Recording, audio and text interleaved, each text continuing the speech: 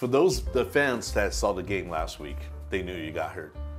How's your injury right now? It's not as bad as I thought it was initially. It hurt very bad when I was on the court, but I also think because of the last injury, I think it just irritated it. Right. But we went to the doctors and they said it was just a sprain and maybe like a micro tear, so 1 to 2 weeks at max, and then I should be right back. So.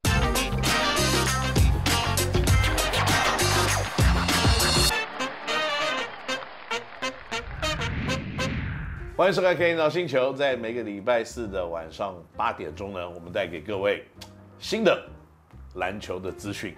那在我们的 Podcast 呢，还有我们的 YouTube Channel 里面呢，几乎在这几个礼拜里面都在讲这个 Plus League 的篮球。要么有的时候呢会讨论一下比如说 NBA 的篮球。不过今天呢，大家敲碗已久，因为呢，我们很久没有来宾来我们的节目了。有的人说是不是？我们的制作单位最近手头比较抠一点没有，其实没有，只是呢，因为最近呢大家都在忙，因为忙着在比赛，所以很难呢可以找到有球员有空可以来上我们的节目。不过今天我们这个球员比较有空一点，因为他的脚踝有点扭伤了，所以今天不用练球，我们就把他拉过来。OK， 今天呢我们非常高兴可以邀请到铁米 Mr. Femi to join us in our podcast and our YouTube channel.Would you like to say hi to everybody, Femi? Hello. Hi, I'm Femi. Femi 本身呢是一个非常好玩的人，除了篮球球技是不错了，那个人呢，我觉得个性非常的好，而且非常的懂得怎么去跟大家一起打成一片哦。I'm just saying, not only you can play pretty good basketball and you know really how to enjoy yourself in a different environment and you really can make friends with others like in a real short time. Did that come like naturally to you, or you always been like this, or just something you acquired through the years of experience traveling around the world? I've literally always been like this. I have like a people personality. Right. So typically just always growing up, I've always gravitated towards people and stuff. I get along well with others pretty easily and effortlessly, and really aside from like just career-wise, I just love being a good teammate as well. So it's like I like creating personal relationships with all of my teammates as opposed to just being we're on the same basketball team. Like right. I like to understand them, get to know them. Well, it shows because this year, the Steelers had a lot of coming in and going out, and you're the only one rock solid. Keep on staying on the team. 就是他从小其实就有这样子的一个个性特别是呢，在一个团队里面呢，他很喜欢跟人相处。那更重要的，他也是很喜欢当一个很棒的一个队友。所以在任何时间点里面呢，他希望都可以在这个团队里面可以协助他的队友。那当然呢，今天我必须要把心里的一些想法跟大家分享一下，就是呢，在我们的这个 podcast 还有我们的 YouTube channel 里面呢，也有很多人在讲我们访问洋将的时候，你可以不要再翻译了，因为下面有翻译有字幕对我知道，可是不好意思，我们这个节目也要上 podcast 是没有字幕的，只有声音而已，所以我还可能有的时候必须要跟大家解释一下，为什么我要做一个中英文的翻译那如果不需要的话，那其实我也不太喜欢了，因为这样子比较简单一点了。不过 continue. Okay. For those the fans that saw the game last week, they knew you got hurt. How's your injury right now? It's not as bad as I thought it was initially. It hurt very bad when I was on the court, but I also think because of the last injury, I think it just irritated it. Right. But we went to the doctors and they said it was just a sprain and maybe like a micro tear, so 1 to 2 weeks at max, and then I should be right back. So in the 80s, the coach would tell spit on it and play. Right. But now you nurture it, you baby it, you do all kinds of stuff to it, right? 他的这个伤势目前为止看起来当时是很痛可是现在看起来好像没有这么的严重，因为他也去经过了检查。那他原来害怕就是原来的伤口又重新的复发，可是并不是这个样子的，基本上就是有点拉伤，然后可能有点小小的撕裂，那应该没有这么的严重。不过我刚刚有跟他讲，就是说，你知道在80年代，可能球员这种受伤，在上场吐个口水就上去打了。那现在呢，就是有很多新的这种医疗跟各式各样的方式。But anyways, you are very good culturally when you first moved here. Like you belong to the Asian culture. Is that a particular reason why you are so familiar with Asian culture?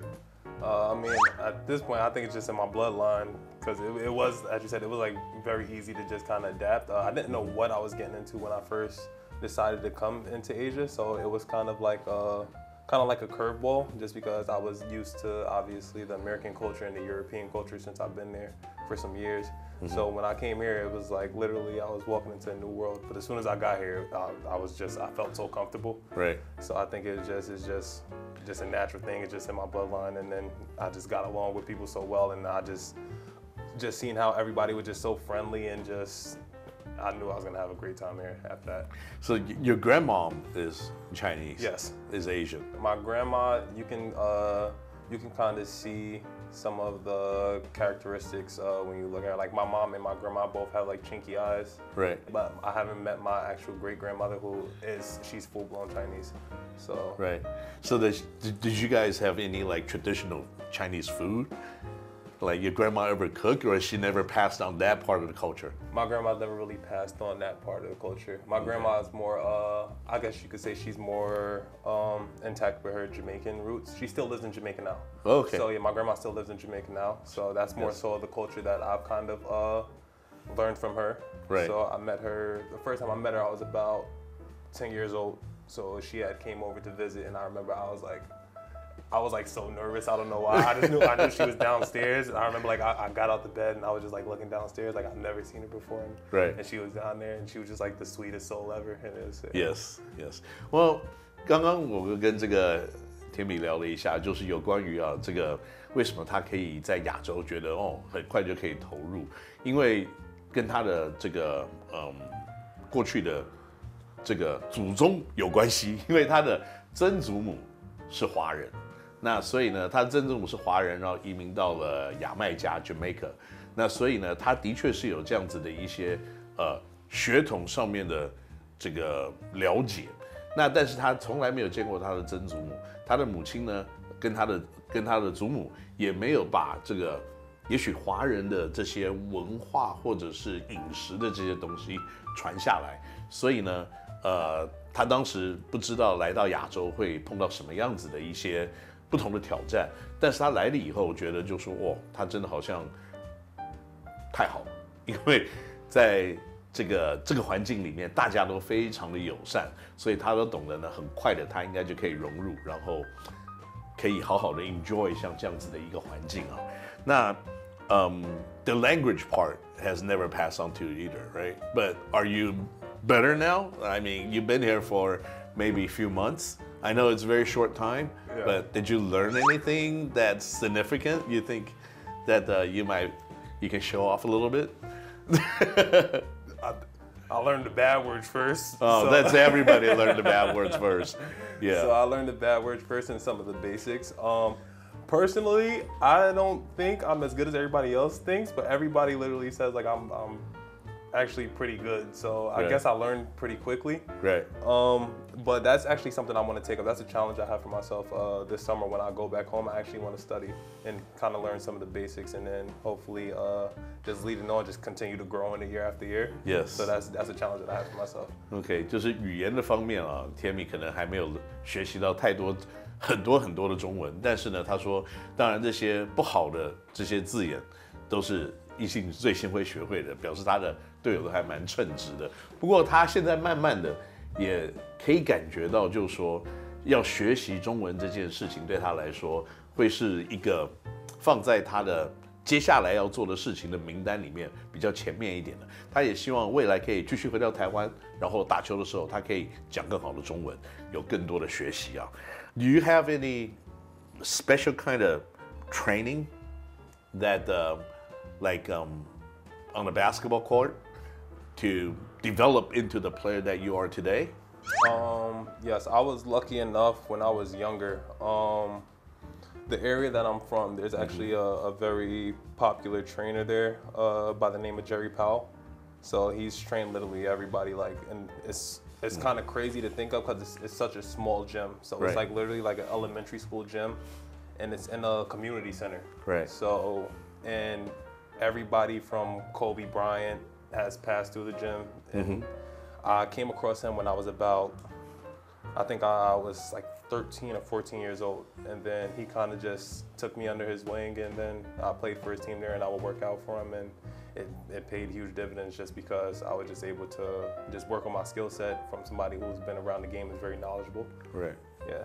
他说这个个人的技巧跟能力啊，他很幸运的，在比较年轻的时候呢，就在他的这个地区附近找到一个很不错的训练师。那这个训练师也有帮助他呢，可能带到他的自己的当做自己的这个小朋友，然后呢让他加入他的这种明星的球队，一起来训练跟比赛。那这个训练师叫 Jerry Powell， 然后他也曾经像 Kobe Bryant 也会到这个地方来做一些训练等等，所以他觉得这个方面是他很幸运，而且可以快速的累积更多篮球技巧的地方啊。And now you're in Taiwan. Did you find anything that's difficult to deal with, or what was the toughest thing for you to transition yourself into Asia? Honestly, believe it or not, I don't think anything was difficult. Walking in, I thought the time difference would be probably the most difficult thing that I would have to deal with, but it's actually turned out being a lot easier than Europe, just because it's backwards. So instead of it being 6 hours, it's 12 hours. So literally, my mornings are nights at home, and then the nights are the mornings, as opposed to where in Europe it will be like the middle of the day, so you kind of have like gray areas. Right. But if I had to pick one, I would say the style of play, basketball wise. Right. So like the first game, yeah, like it kind of caught me by surprise just how fast. Yeah, it kind of like it was like fast, and then I'm just like, all right. So I kind of like I had to get used to it. You gotta catch on to the pace. Yeah, so I adapted pretty quick. I would say that was probably the hardest thing, just the style of play, just the speed of the game, and just understanding like the culture, the basketball culture here. That was probably the most difficult thing. But living wise, I feel like everything was pretty easy just to adapt to and just walk into. 就是来到台湾以后，有没有发现什么东西是比较难去适应的？他发觉本来他会觉得就是说可能时差吧，但是他发觉好像12个小时时差并没有太大的一个差距，反而去欧洲6个小时时差比较不好一点。那他觉得呢，最大的一个需要适应就是打球的方式跟打球的文化，因为呢，第一场比赛他完全就是被吓到，因为比赛节奏太快，然后呢，这个最后的结果，他那场比赛好像只得1分吧，可是隔天他就马上调整，得了30几分，所以他觉得这个可能打球的方式跟打球的节奏还有文化是最大一个他必须要花时间去调整的地方。But you adjusted pretty quick and pretty well. So, is growing up playing basketball, is there anybody that you kind of pattern yourself after or idolize as a player? It could be anybody. It could be Jerry Powell.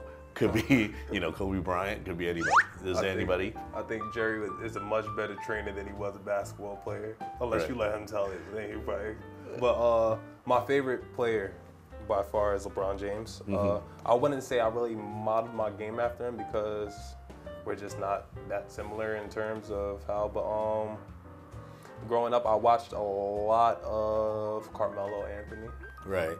A lot, so like a lot of just triple threat. And your game is more like Carmelo Anthony's game. Yeah, I get that a lot because I like to play out of the triple threat a lot. So I feel like once I kind of understood the way how I played, those are the kind of like that's just the film that I would watch because I could see him get into spots that I could similarly get to on the floor. OK， 他说他从小其实就喜欢 LeBron James， 可是长大了以后，慢慢的发觉他看了很多 Carmelo Anthony 的打球的方式，跟他自己的确是有一点点像。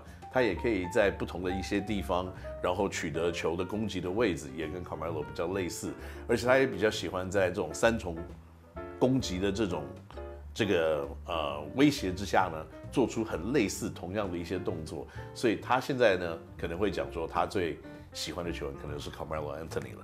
Okay, this question you have to answer very carefully now. Okay. You have joined the Steelers for half a year. Okay. What do you think of the team? I know this is kind of awkward, you know. No, I mean I'm an open book, so I think early on it was just a combination of things. I think we were very young, even myself being as well. So it was just more so of kind of like growing pains with the team, as far as everybody walking into getting into their own footing on the team and understanding how we could help the team in our own ways. So I feel like gradually, and you kind of seen it throughout the season, just gradually us get better and better and better. So I think just our age and experience was kind of like the hardships early on, as well as just like certain fits. So, but now you kind of see everybody's coming into their form, and pretty much the vision that we've had early on is finally starting to happen now that we have a little bit more time under our belts, and the chemistry with the team is much greater than it was early on. So I just feel like it was a time thing with us, but now I feel like we can literally compete with any team. I think we've proven that over the course of like the last 7 games. Right. So I think now it's like really, I feel like we just have to find our momentum and just run with it right now. Yes. Yeah. OK， 他讲说这个加盟这个半年呢，其实一开始的时候，因为这个球队大家都很年轻，然后也互相的不了解，所以在做很多的尝试。那这个成长的过程当中，一定会有它的痛苦的地方。但是呢，你可以看到在最近呢，可能这个化学作用已经慢慢的开始产生了。那在过去其实4、5场、5、6场比赛里面，球队的竞争力就是大幅的提升。那球员跟球员之间的了解跟熟悉度也是更加的提升。所以的确这是一个往正面在行走的一个情况。那you know, for the past half years, being, you know, like we almost see each other every day. There's so many interesting things about you. And this is only a 20-minute show. So next week, we'll find out a little bit more about you. OK? 再过这个，因为我已经跟 Femi 相处了大概半年了，我觉得他真的是一个非常有趣的人，所以今天的节目还蛮短的，所以接下来下个礼拜我们会继续跟甜米一起来聊，在 肯尼NOW星球里面呢，知道更多 Femi 的小故事。我们下个礼拜再见，拜拜。